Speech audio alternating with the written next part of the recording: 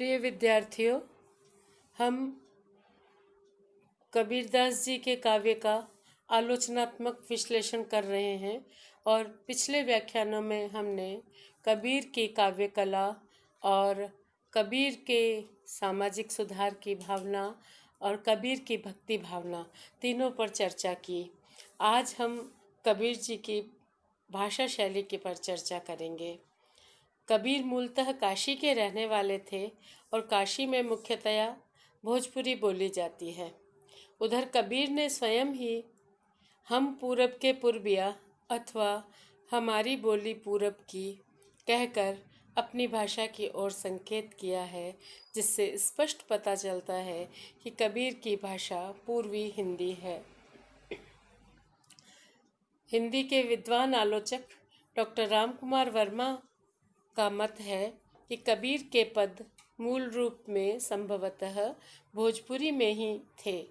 बाद में उन्हें पछाही भाषा में परिवर्तित किया गया। इसका एक कारण यह भी दिखाई देता है कि कबीर ने स्वयं पद लिखे नहीं।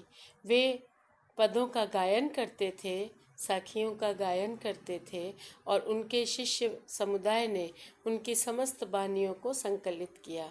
अतः हो सकता है कि शिष्यों ने पूर्वी भाषा में कही हुई बानियों को पश्चिम के व्यक्तियों के लिए भी बोधगम्य बनाने के लिए पश्चिमी भाषा का रूप दे दिया हो। अतः हम ये मानते हैं कि कबीर की मूल बानियाँ पूर्वी हिंदी में ही रही होंगी। इस प्रकार कबीर की भाषा में बांग्ला, बिहारी, मैथिली, भोजपुरी, अवधी, ब्रज, खड़ी बोली, राजस्थानी, पंजाबी, गुजराती, सिंधी, लहंदा, अरबी, फारसी आदि सभी बोलियों को चढ़ाकर पकाया हुआ सदुक्कड़ अन्नकूट विद्यमान है। यह सर्वतंत्र स्वतंत्र है। कबीर की भाषा अपनी उनकी भाषा है जिसमें अनेक भाषाओं की शब्दावली समाहित है। उसमें लिंग, वचन, कारक आदि किसी भी प्रकार का बंधन नहीं है और न उसके शब्दों को छील छील कर या किसी एक भाषा के सांचे में ढालकर ही सुंदर एवं सुडौल बनाया गया है। समय, स्थान एवं अधिकारी पात्र के अनुकूल बोलने के कारण कबीर की भाषा में हमें विविधता के दर्शन होते हैं। दूसरा कारण यह भी हो सकता है कि जिस समय कबीर ने संस्कृत है कूप जल, भाषा बहता नीर, इस बात की घोषणा करके लोक भाषा को ही अपने विचार प्रकट करने का माध्यम बनाया था, उस समय अपभ्रंश भाषाएं साहित्यिक क्षेत्र से विदा हो रही थी और लोक भाषाएं पनप कर उनका स्थान ग्रहण कर रही थी। उस काल की लोक भाषाओं में यद्यपि अपने अपने स्थान की विशेषताएं विद्यमान थीं, फिर भी वे किसी संकुचित एवं संकीर्ण सीमाओं में आबद्ध नहीं हुई थीं और उनके बोलने एवं समझने वाले सारे उत्तरी भारत में बंगाल से लेकर सिंधु प्रदेश तक मिल जाते थे। उधर कबीर को अपने विचारों का प्रचार जनता में करना था, सामान्य जनता में करना था और जनता उस समय उस लोक भाषा की ओर उन्मुख हो रही थी जिसमें बंगाल, बिहार, अवध, ब्रज, राजस्थान, पंजाब, गुजरात, सिंध आदि सभी प्रदेशों में व्यवहृत यानी बोली जाने वाली बोलियों के शब्द विद्यमान थे। इसलिए कबीर ने जनता की उसी भाषा में अपनी बानियों का माध्यम बनाया जो जनसाधारण की भाषा थी और जिसमें देशों की बोलियों के देशज शब्द विद्यमान थे।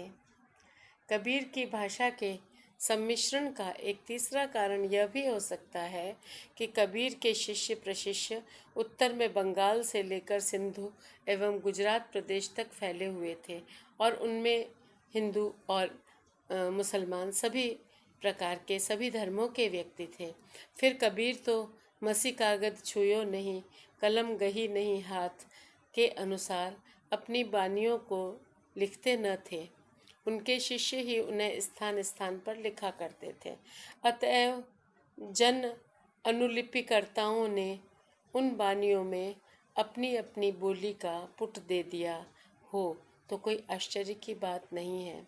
जैसे कोई कबीर का कोई शिष्य गुजराती रहा हो तो उसने गुजराती के कुछ शब्द डाल दिए। राजस्थान में कबीर की बानी का प्रचार प्रसार हो रहा है तो कुछ शब्द राजस्थानी के भी आ गए। तो इस तरह कोई आश्चर्य की बात नहीं है कि कबीर के पदों में पाठांतर भी इसी कारण से मिलता है। इसके अतिरिक्त इस सम्मिश्रण का चौथा कारण यह भी हो सकता है कि कबीर के शिष्य प्रशिष्य भिन्न भिन्न वर्ग एवं भिन्न भिन्न प्रांतों के थे। वे जब कभी कबीर की वाणी को अपने विचारों की पुष्टि के लिए उद्धृत करते होंगे तब उसमें अपनी विशेषता, अपने प्रांत की विशेषता तथा अपने अशिक्षित होने की विशेषता भी जोड़ देते होंगे, क्योंकि जब बहुत से शिक्षित व्यक्ति ही किसी कवि के उद्धरण को अपनी बोली के अनुकूल ढालकर बोला करते हैं तो फिर कबीर के शिष्य तो प्रायः अशिक्षित जन ही थे, अतः उनसे ऐसी भूल हो जाना स्वाभाविक है। यही कारण है कि कबीर जी की बानियों की भाषा में एक रूपता नहीं है, वह विभिन्न बोलियों का मिश्रित रूप बन गई है और उस पर कहीं पूर्वी और कहीं पछाई रंग चढ़ा हुआ दृष्टिगत होता है, दिखाई देता है। इसी कारण कबीर की भाषा को खिचड़ी भाषा या सदुपड़ी भाषा कहा जाता है। इतना होने पर भी कबीर की भाषा में सरलता एवं सादगी है, उसमें नूतन प्रकाश देने की अद्भुत शक्ति है और वह आडंबर प्रियता एवं अलंकृति से बहुत दूर है। डॉक्टर हजारी प्रसाद द्विवेदी ने कबीर की सांकेतिक एवं प्रतीकात्मक वर्णन प्रणाली को देखकर कबीर की भाषा की गणना संध्या भाषा की परंपरा में की है। अतएव कबीर की भाषा के बारे में यह कहा जा सकता है कि वह सांकेतिक एवं प्रतीकात्मक होते हुए भी ओजपूर्ण है, रहस्यात्मक होते हुए भी सशक्त है, अनगढ़ एवं विकृत होते हुए भी विकृत यानी अनेक भाषाओं के शब्द उसमें हैं, विकृत की जगह हम सदुक्कड़ी शब्द का प्रयोग कर सकते हैं, होते हुए भी मर्म स्पर्शिनी है, सदुक्कड़ी एवं वैविध्यपूर्ण होकर भी प्रसंग एवं प्रेषणीयता से ओतप्रोत है, उसमें कहीं कहीं क्लिष्टता एवं दुर्बोधता होते हुए भी प्रसाद गुण है और वह अपरिष्कृत एवं अपरिमार्जित होते हुए भी विलक्षण प्रभाव एवं अद्भुत चमत्कार से परिपूर्ण है। इसलिए कबीर की भाषा में व्यंग करने एवं चुटकी लेने की अपूर्व क्षमता है, उसमें सीधा वार करने की अद्भुत शक्ति है और वह ऐसी गहरी चोट करती है कि चोट खाने वाला धूल झाड़कर चल देने के सिवाय और कुछ नहीं कर पाता।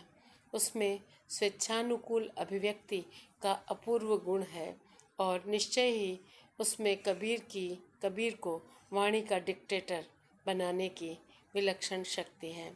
इसी कारण यह स्पष्ट है कि कबीर की भाषा ओजपूर्ण है, तेजस्वितापूर्ण है और वह बाह्य आडंबरों से सुसज्जित न होकर भी अनुपम उक्ति वैचित्र्य एवं अद्भुत अर्थ सौष्ठव से परिपूर्ण है।